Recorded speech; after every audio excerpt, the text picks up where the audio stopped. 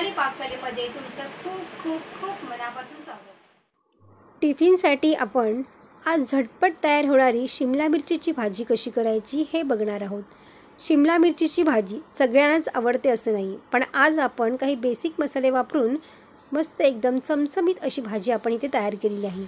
अशा पद्धतीने केलेली भाजी अतिशय टेस्टी लागते, अगदी न खाणारे सुद्धा आवडीने खातील। चला मग जास्तीचा वेळ न दवडता आपण आजच्या रेसिपीला सुरुवात करूया। शिमला मिरची इथे मी स्वच्छ पाण्याने धुवून चौकोनी आकारामध्ये इथे कापून घेतलेली आहे। मिरची कापताना आपल्याला थोड्याशा मोठ्या साईजमध्ये इथे कापून घ्यायची आहे आणि त्यानंतर इथे मी एक टोमॅटो घेतलेला आहे, तो सुद्धा आपल्याला मोठ्या साईजमध्येच कापून घेतलेला आहे। त्यानंतर एक बटाटा मी घेतलेला आहे, बटाट्याचे छान असे बारीक फोडे करून घेतलेले आहेत। बटाटा कापून झाल्यावरती आपल्याला पाण्यामध्ये ठेवून द्यायचा आहे, तो काळा पडू नये म्हणून।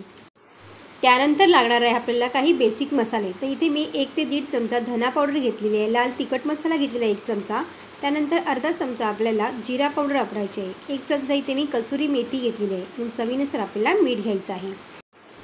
त्यानंतर आपल्याला फोडणीसाठी इथे मी कांदा घेतलेला आहे बारीक कट करून, त्यानंतर आपल्याला मिरची, आलं आणि लसूण बारीक एकदम चॉप करून घ्यायचं आहे। त्यानंतर इथे मी गॅसवरती एक कढई ठेवलेली आहे, कढईमध्ये आपल्याला तेल घालायचं आहे। तेल छान गरम झाल्यावरती अर्धा चमचा इथे मी जिरं घातलेलं आहे।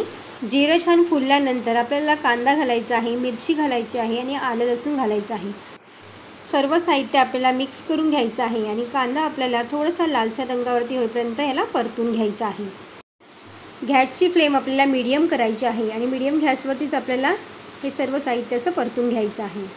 अशा पद्धतीने तुम्ही ही भाजी एकदा नक्कीच ट्राय करून बघा, अतिशय टेस्टी लागते।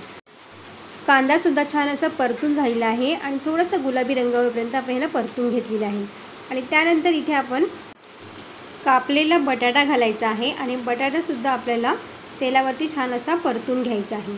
मसाले घालण्यापूर्वीच आपल्याला हा बटाटा शिजवून घ्यायचा आहे। तर आता आपल्याला वरून झाकण ठेवून द्यायचं आहे आणि झाकण ठेवून आपल्याला याला 2 ते 3 मिनटं छान अशी वाफ येऊ द्यायची आहे। तुम्ही बघू शकताय बघा, बटाटासुद्धा आता आपला हा छान असं शिजला गेलेला आहे, थोडासा कच्चट आहे बटाटा। आणि आता त्यानंतर इथे आपण भाजी ॲड करणार आहोत।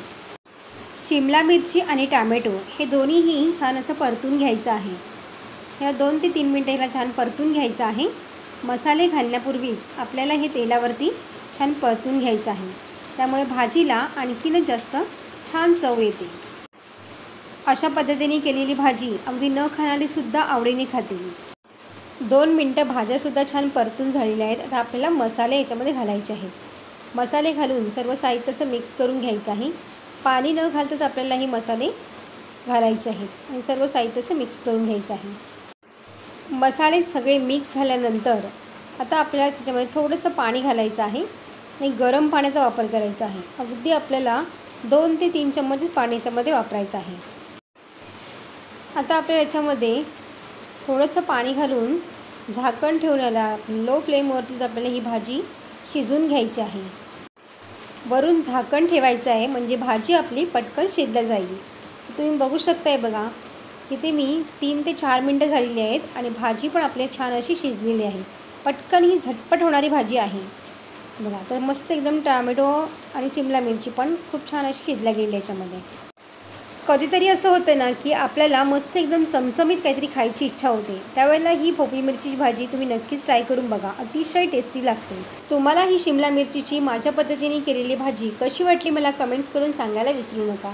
व्हिडिओ आवडला असेल तर लाईक, शेअर आणि सबस्क्राईब करा। बाजूची बेल आयकॉन पण जरूर प्रेस करा, जेणेकरून जेव्हा पण मी नवीन व्हिडिओ अपलोड करेन त्याची सर्वात आधी नोटिफिकेशन तुम्हाला पाहायला मिळेल।